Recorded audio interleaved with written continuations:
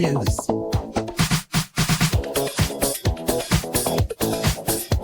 The best in AI-generated podcasts. Let's quack, quack, quack, quack, quack, quack, quack, quack, quack, quack.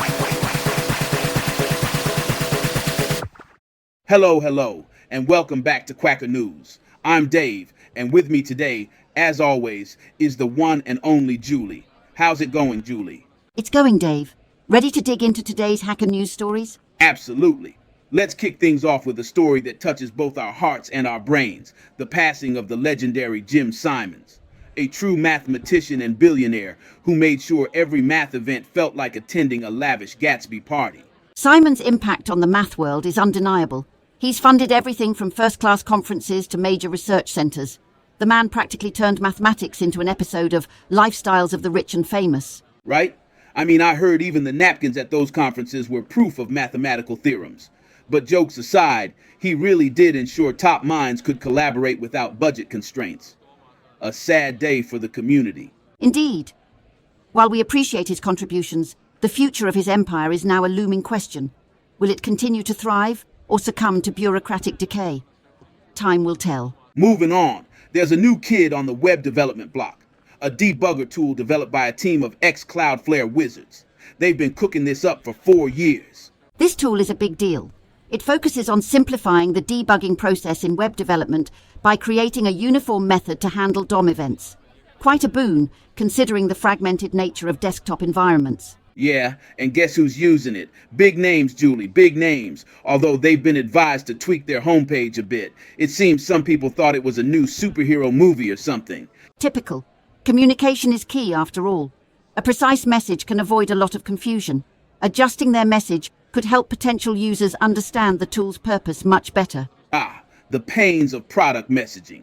Speaking of seeing things in a different light, let's talk about the most colorful news of the day. Europe's under a giant neon sign thanks to a massive aurora. Enthralling. Reports from Jutland, Denmark describe a mesmerizing display of broad whitish streaks evolving into a fireworks show of red, purple and green.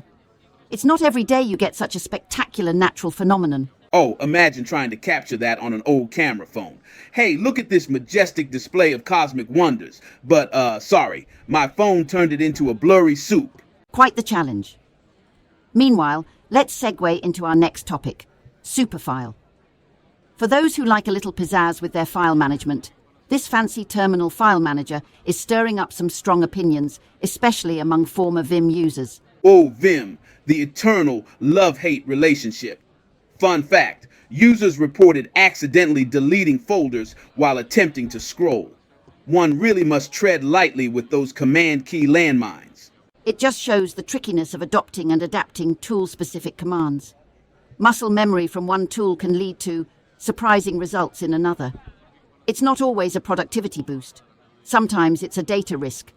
Speaking of surprising, let's talk about our final headline of the day, coronal mass ejections. Fancy term, eh? It sounds like something out of sci-fi. Indeed it does. These solar events could cause blackouts, disrupt spacecraft, and even bring the ethereal aurora further south. In some extremes, they could impact power grids and satellite operations. I mean, imagine explaining that to your boss. Sorry I'm late, boss, but the solar flares knocked out my alarm clock. And not to forget the potential surprises for air travelers. Imagine boarding a plane and wondering if your flight path might become a scenic aurora tour. Or an impromptu time travel adventure. Just kidding. Safe flying out there, folks. That wraps up our dive into today's hacker news. From math moguls and debug delights to celestial spectacles, it's been a ride. Stay tuned, stay smart. And remember, there's always a bit of humor to be found in the mechanics of our world. Until next time, this is Julie. And Dave signing off from Quacker News. Keep it quirky, folks.